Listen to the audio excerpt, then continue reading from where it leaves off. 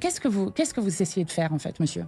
Bah non, mais je vous pose. Qu'est-ce que vous essayez de faire? Nous ne laisserons pas la Palestine disparaître sans rien dire. Nous ne laisserons pas les Palestiniens se faire tuer en silence. Pensez que le Hamas veut la paix? Appeler au cessez-le-feu n'est en rien une apologie du terrorisme. Est-ce que le Hamas... Mathilde Panot remet en place le plateau du grand jury sur le génocide palestinien. La députée LFI Mathilde Panot était invitée ce dimanche sur le plateau du grand jury afin de débattre sur sa convocation par la police dans le cadre d'une enquête pour apologie du terrorisme. Une convocation inacceptable pour la présidente du groupe LFI à l'Assemblée nationale qui dénonce une méthode pour le gouvernement d'Emmanuel Macron d'étouffer les voix qui dénoncent le génocide en cours à Gaza. Qualificatif de génocide qui ne semble pas plaire au journaliste Olivier Boss, chef de service politique d'RTL, qui, comme vous allez le voir, va se faire démonter façon puzzle par la députée insoumise Mathilde Panot. Vous considérez que la guerre entre Israël et la Palestine a commencé le 7 octobre? Moi, je ne crois pas cela. Ce qui est en train de se passer en Palestine... Donc le 7 octobre est un fait parmi d'autres dans ce qui se passe au Proche-Orient depuis longtemps. C'est un fait extrêmement grave qui a emmené une escalade beaucoup plus forte. Mais ça n'a pas commencé le 7 octobre.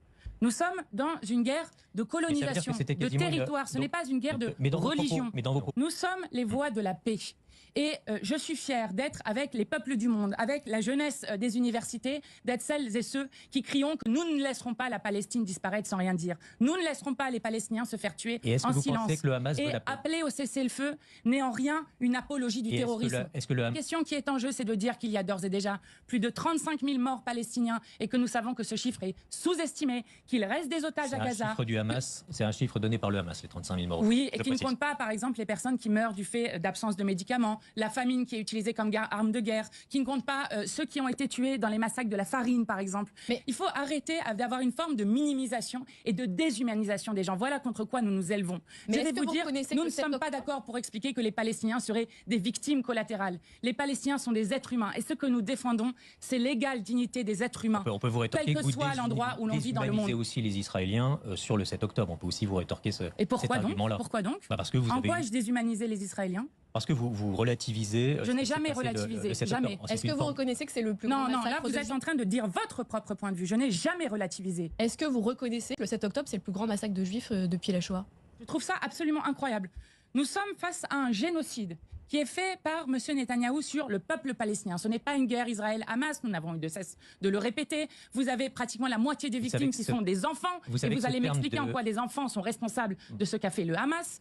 Et vous ne cessez de dire ou de faire croire que nous n'aurions pas condamné les crimes de guerre commis par le Hamas. Nous les condamnons et nous redisons. Aucun crime de guerre ne justifie d'autres crimes de guerre et encore moins un génocide. Et toutes les vies se valent, toutes sans exception. Voilà le langage humaniste que nous tenons. Un instant sur l'emploi du mot génocide que vous faites pour ce qui se passe à Gaza. Est-ce que vous dites aujourd'hui Israël est en train d'éliminer de manière planifiée une population? Comment vous appelez ça d'autre? Lorsque vous avez un blocus total, sans eau, sans nourriture, avec des bombardements d'hôpitaux, avec des fosses communes, vous n'en parlez pas, j'en suis surprise, des fosses communes qui ont été découvertes avec 300 corps de Palestiniens, dont certains n'avaient plus de tête, plus de peau et plus d'organes, selon les journalistes qui étaient présents sur place, et avec une impossibilité totale de fuir.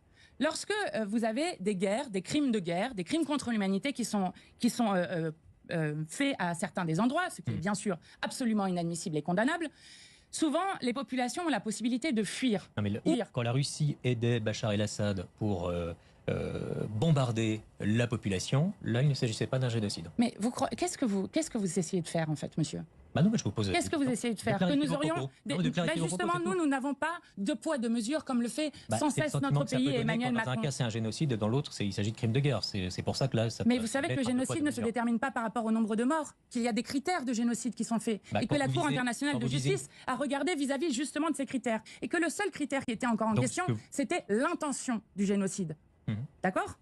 Vous savez que ce n'est pas le nombre de morts qui détermine un génocide, vous le savez. Donc vous considérez qu'Israël est effectivement dans une volonté et dans une politique. Vous avez une rhétorique génocidaire qui est utilisée par le gouvernement israélien. Lorsque vous avez des membres du gouvernement israélien qui expliquent que les Palestiniens sont des animaux humains, lorsque vous avez des membres du gouvernement israélien qui expliquent qu'il faudrait jeter une bombe atomique sur Gaza pour les faire tous disparaître, ou quand vous avez encore des membres du parti de M. Netanyahou qui expliquent que tous les Palestiniens sont coupables et qu'aucun n'est innocent, même des enfants, oui, ça s'appelle une rhétorique génocidaire. Et c'est d'ailleurs ce sur quoi la Cour internationale de justice s'est notamment appuyée pour dire qu'elle était extrêmement inquiète de cette rhétorique génocidaire qui a été utilisée et qui est une manière de déshumaniser l'autre. Vous le savez, à chaque fois, ça se base sur la déshumanisation. Et vous, pensez-vous, comme la députée insoumise Mathilde Panot, que le gouvernement d'Emmanuel Macron tente d'étouffer les voix qui dénoncent le génocide en cours à Gaza? Donnez-nous votre avis en commentaire. En attendant, rejoignez-nous, soutenez l'information Break News.